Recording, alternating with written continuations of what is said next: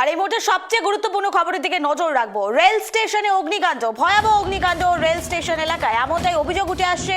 সাত সকালে বাঘাযতীন সংলগ্ন রেল স্টেশনে অগ্নিকাণ্ড, ডাউন প্ল্যাটফর্মের দোকানে অগ্নিকাণ্ড। এখনো পর্যন্ত এই খবরই কিন্তু উঠে আসছে। আগুনে পুড়ে একাধিক অস্থায়ী দোকান। এই মুহূর্তে আরো বিস্তারিত জানবো, টেলিফোন লাইনে রয়েছে প্রতিনিধি সুকৃতি। সুকৃতি, প্রথমে জানতে চাইবো, সাত সকালে এই অগ্নিকাণ্ড, কিভাবে আগুন ধরলো, কি জানা যাচ্ছে?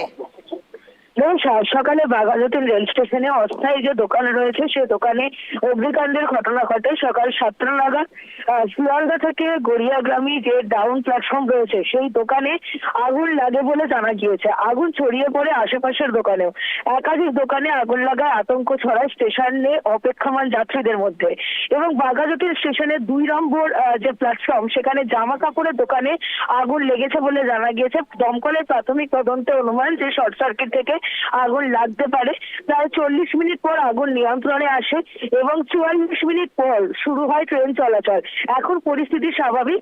দমকলের প্রায় 3টি ইঞ্জিনের চেষ্টায় আগুন সম্পূর্ণভাবে নিয়ন্ত্রণে আসে। তবে যে জামা কাপড়ের দোকানে আগুন লেগেছিল সেই দোকান সহ আরো 2-3টি দোকান ক্ষতিগ্রস্ত হয়েছে। একেবারে সমস্ত জামা কাপড় পুড়ে ছাই হয়ে গিয়েছে। নিবেদিতা।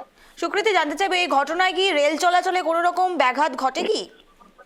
একেবারেই দেখো, প্রায় 40 মিনিট পর আগুন নিয়ন্ত্রণে আসে এবং তারপর 44 মিনিট পর ট্রেন চলাচল স্বাভাবিক হয় এবং এখন আপাতত ট্রেন চলাচল একেবারে স্বাভাবিক। তবে এই ঘটনায় কোনো হতাহতের সম্ভাবনা নেই এবং কেউ আহত হয়নি। নিবেদিতা। ধন্যবাদ সুকৃতি আমাদের সঙ্গে থাকার জন্য। যে খবরের দিকে আমরা নজর রাখছিলাম, সাত সকালে অগ্নিকাণ্ড ছড়ালো বাঘাযতীন রেল স্টেশন এলাকায়।